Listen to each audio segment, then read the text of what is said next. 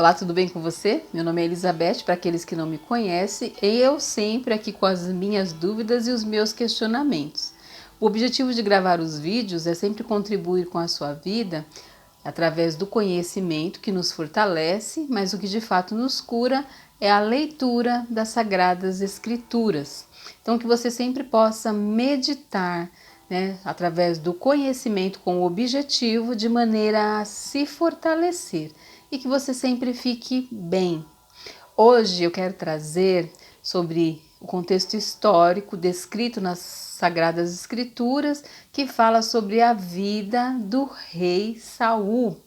Você já leu, sobre a vida do rei Saul, que se encontra ali no livro de 1 Samuel, no capítulo, eu posso dizer aqui, no capítulo 8, certo? E aqui nós podemos o que? Refletir nas palavras das Sagradas Escrituras e a consequência das atitudes, desse rei e até mesmo a atitude do povo que pediu para Deus um rei.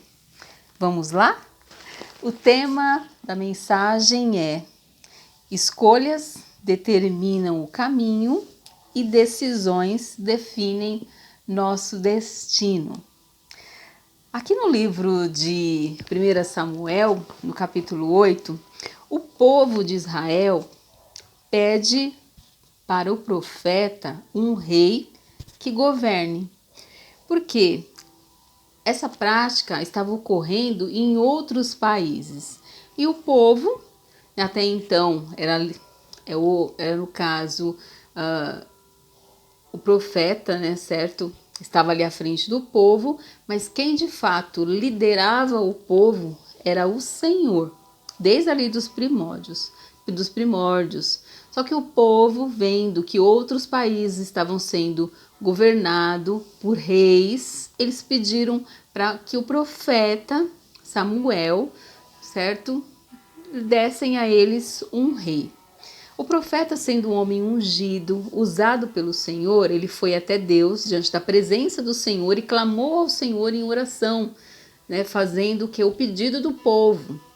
E Deus falou para o profeta: Samuel, esse povo não rejeitou a ti, e sim a mim. Revela primeiro a eles quais serão os direitos do rei.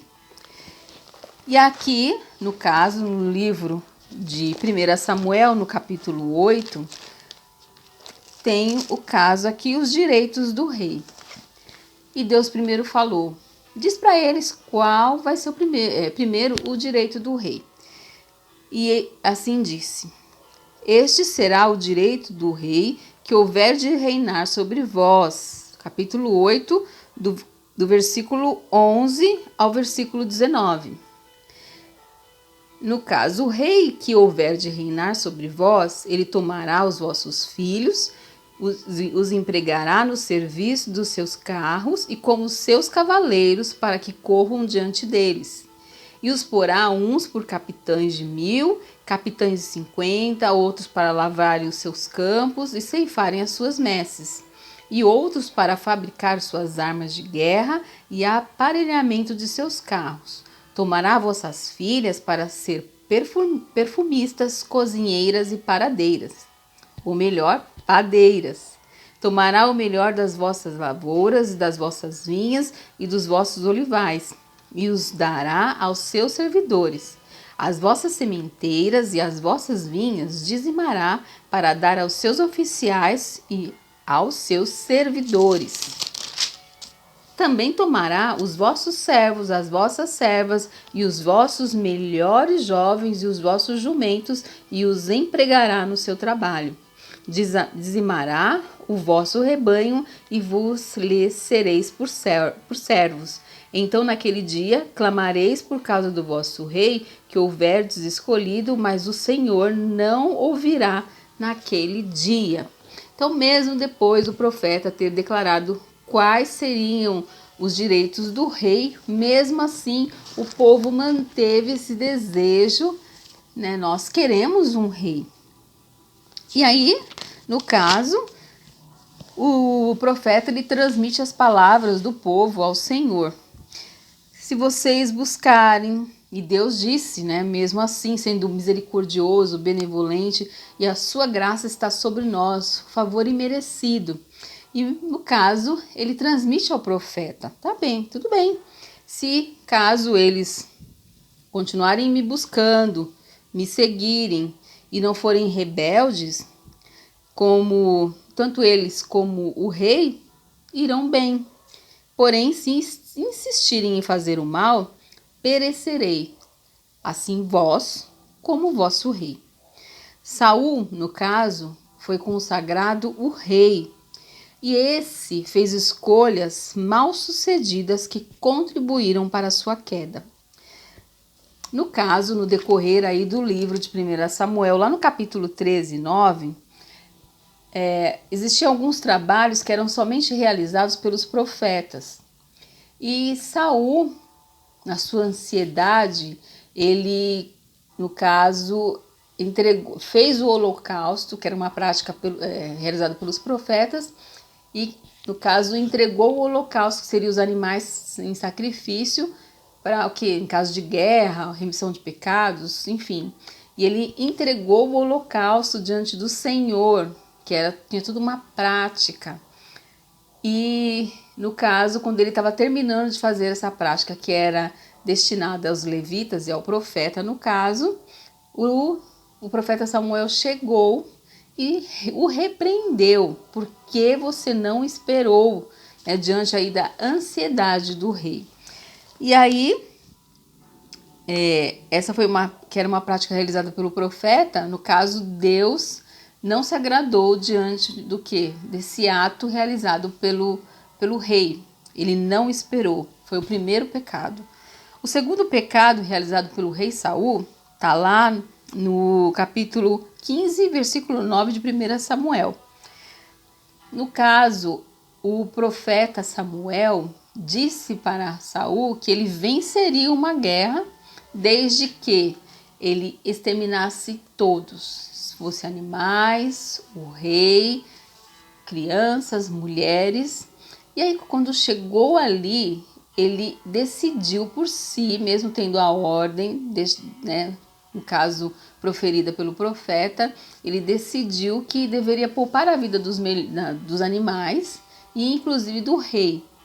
Quando o profeta foi até ali, depois dessa batalha, conversar com o rei Saul para saber até mesmo qual o fim que se deu na batalha, ele ouviu barulhos de animais e perguntou: o que está acontecendo? E aí, no caso, o rei Saul mencionou: eu decidi, que deveria poupar a vida dos animais para que houvesse uma posterior aí, uma entrega ao Senhor, que houvesse um ato de adoração ao Senhor usando a vida dos animais. No caso, seria o que? O sacrifício. E, mais uma vez, o profeta chamou a atenção do rei. Aí, quando chega, já lá no capítulo 28 de 1 Samuel, Saul, ou melhor, o profeta Samuel já estava muito velho e ele veio a falecer. E não tinha nenhum profeta nesse período que pudesse, de fato, conversar com o rei ou interceder pela vida do rei. E aí o Saul, ele procura uma médium, que era uma prática que já estava extinta, era uma prática que não era aprovada naqueles dias. Ele procura uma médium que era especializada em necromancia. Ela consultava os mortos. E aí Saul pediu para que ela não tivesse medo, já que era uma prática que não era aprovada, a risco ali de perder a própria vida. E ele disse: não tenha medo, não vai acontecer nada com você. Eu preciso que você chame o profeta Samuel para que ele possa entregar uma mensagem para mim, já que Deus não responde. E aí veio aquele espírito, vai se dizer, não sei dizer se foi o espírito usado, de certa forma, do mal, para falar sobre a vida dele, e disse que na próxima batalha, não só ele, mas os seus filhos perderiam a sua vida. E de fato aconteceu. No caso, essa médium declarou uma sentença de morte sobre a vida do rei Saul. Então, Diante de tantas decisões que geraram desobediência, um espírito maligno se apoderou da vida de Saul e o perturbava dia e noite, tirando a sua paz de espírito. Se encontra lá no capítulo 15, 28. No caso, se encontra no início do livro de 1 Samuel. Essa parte aqui que ele não tinha paz.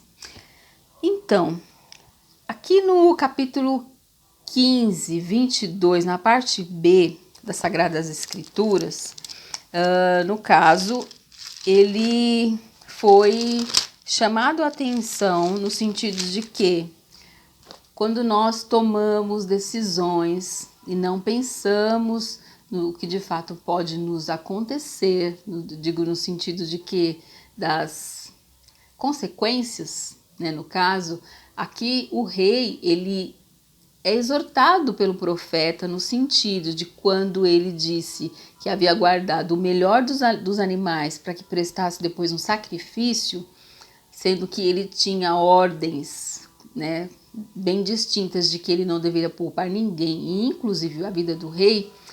Aqui diz no capítulo 15, no versículo 22, Samuel, ele chama a atenção do rei no sentido de que tem porventura o Senhor tanto prazer em holocaustos e sacrifícios, quanto em que se obedeça a sua palavra? Eis que é melhor obedecer do que sacrificar. Então, ele foi o que? Exortado nesse sentido. Se você tem ordens restritas para que você tenha a vitória, que no caso aqui nós temos hoje o exemplar das Sagradas Escrituras, que nos orienta como nós devemos seguir, né, para que venhamos a ter paz, venhamos a ter uma vida, né, no caso com saúde, né, simplesmente basta obedecer às Sagradas Escrituras. E a gente só vai de fato entender o que se passa nas Sagradas Escrituras se nós lermos. Naquela época, eram poucas as pessoas que tinham acesso às Sagradas Escrituras, e principalmente os profetas.